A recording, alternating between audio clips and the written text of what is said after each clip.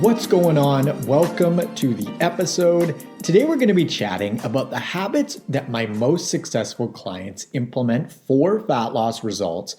And after we cover these 7 effective habits, I'm also going to touch on a few things that you may have thought would matter a lot in relation to fat loss that actually don't play as much of a role as you might think. So let's dig right in here. The first highly effective habit is having a plan, because the folks that get the best results don't just wing it. They put a plan in place, they follow the plan, they adjust it where and when need be, they follow the plan again, and ride that wave all the way to their goal. Fortunately for the folks that are working with me, they tell me what they want, what their priorities are, their schedule, their preferences, all that good stuff, and then I put the plan together for them. But you can totally put something together for yourself too. Now, you'll likely need to do some research, which you're actually doing as we speak here via listening to this podcast episode, which is super cool. Now, if you're wondering whether you should put your own plan together or have someone do it for you and guide you through the fat loss process, that's just personal preference and what you want to invest. Not necessarily how much per se, just because you're going to need to invest either way. If you put your plan together yourself, you're going to need to invest a lot more time in research and mental energy, whereas if you invest in a coach, you'll be investing more in finances in order to set that process up. So I wouldn't recommend just flying by the seat of your pants, because the vast majority of folks, and I'm actually tempted to say all folks, but I won't, just aren't going to be successful with a wing-it-like approach. The adage, failing to plan is planning to fail, absolutely applies here. The second highly effective habit is consistency. So you could have the best plan in the world, but if you don't follow it consistently, it is absolutely useless. Being on point 80% of the time beats being on point 100% of the time sporadically. So you can think about this like a marathon runner versus a sprinter. The sprinter is always faster out of the gate and covers more distance at first, but they need to stop a lot more often simply because they can't maintain that pace for long. Also, their risk for injury is much higher due to the speed in which they're going, and an injury in this case would be representative of completely falling off track. Now, on the other hand, the marathon runner finds a pace that they can sustain for a much longer period of time. They get in their groove and then they just go. My clients that get the best results are always the most consistent. Simple as that.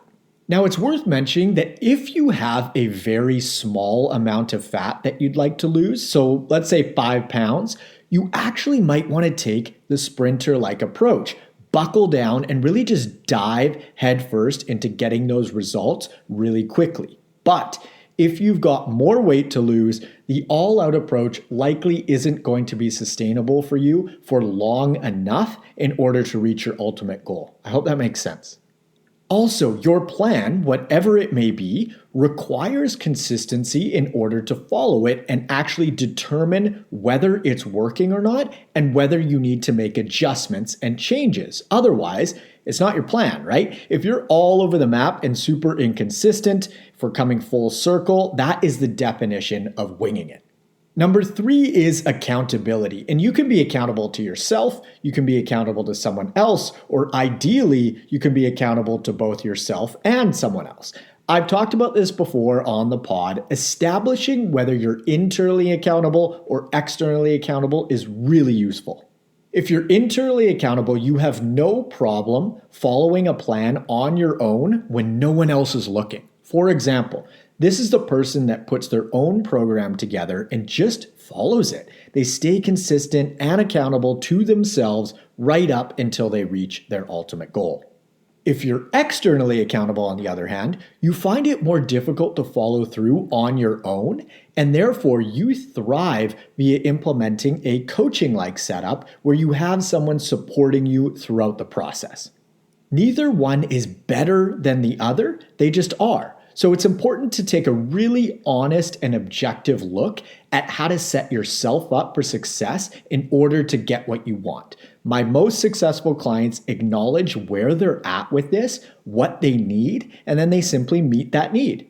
Number 4 is ownership. I love this concept, and it's without a doubt one of my favorite traits in the world, and especially in my clients that I work with.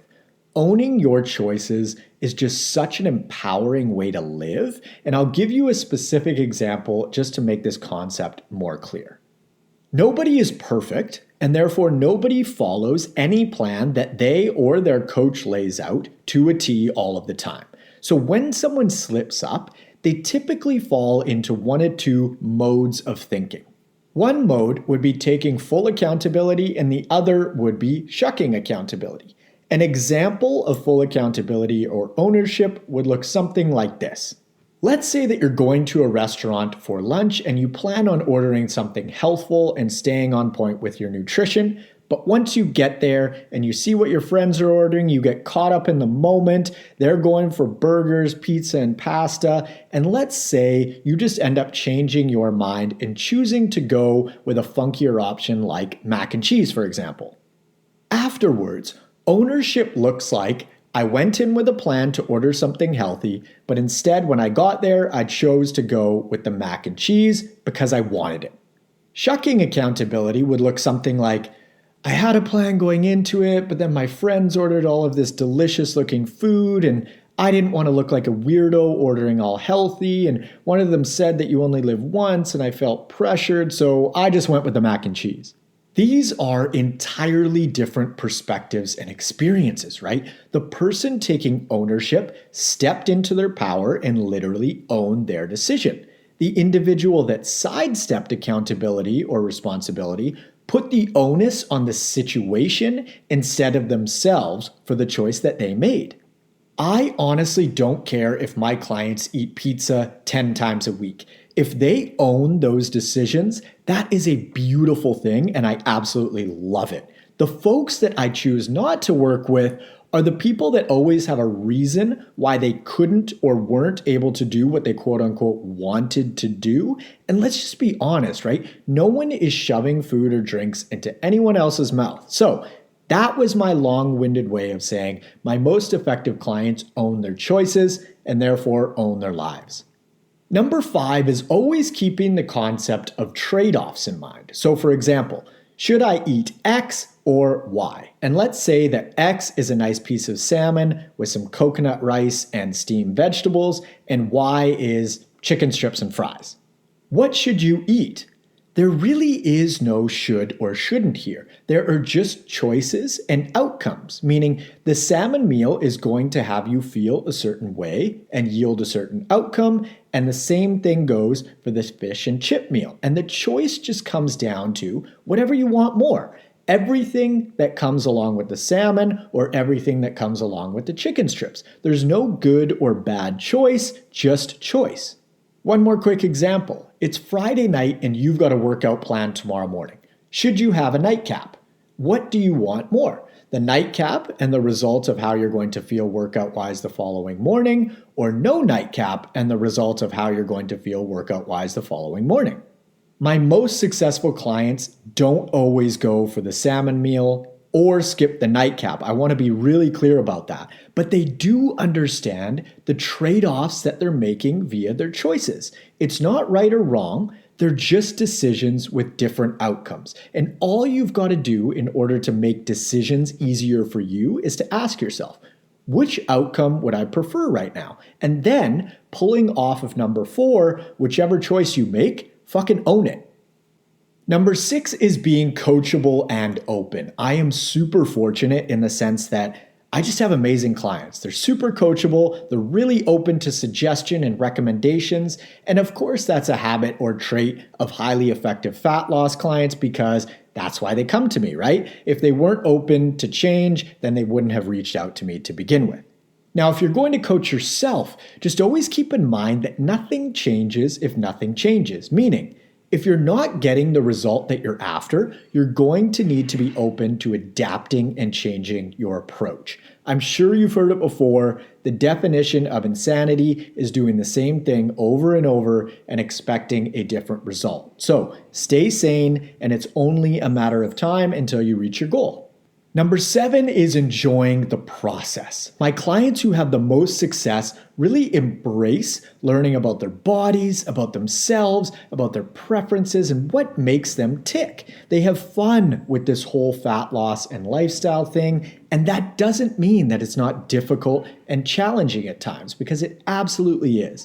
But they keep in mind that they're doing this for themselves and to better their lives. They find joy and fulfillment in discovering things like what foods they digest well versus what foods they don't. They have fun seeing just how great that they can feel, how they can set themselves up for great sleep, how their relationships benefit from this process. They watch their sex lives and libido improve, and the list goes on. This doesn't have to be a hyper serious undertaking. Have fun with it, get curious, and it'll just be so much more enjoyable. Now, a few things that I wanted to touch on that folks often think matter a lot that fortunately don't. Age. I've worked with clients in their 20s all the way up to folks in their 80s, and they both lose fat at a perfectly correlative rate to how adherent they are to their program. Meaning, fortunately, age is irrelevant when it comes to fat loss. The metabolism slows by an average of 1 to 2% per decade, which is basically nothing. So good news. It doesn't matter if you're 20 or 80, you can still reach your goals if you put in the work. Where you start is not a fat loss factor, meaning it doesn't matter if you're 10 pounds overweight or 100 pounds overweight, you can lose fat either way just as effectively when you do the right things on a consistent basis. The number of meals that you eat per day does not matter in relation to fat loss results. So whether you eat 2 times or 10 times, that has no bearing on the progress that you make. Whatever meal cadence works best for you given your schedule, preferences, lifestyle, etc., will yield you great fat loss results as long as you stay on point consistently.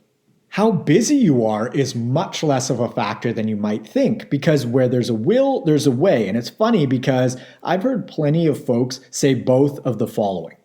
People with fat loss goals will say, I'm too busy, I can't lose fat. And simultaneously, I've heard folks with muscle gain goals say, I'm too busy to eat that much, so I can't gain weight. Now, which one is it, right? It can't be both.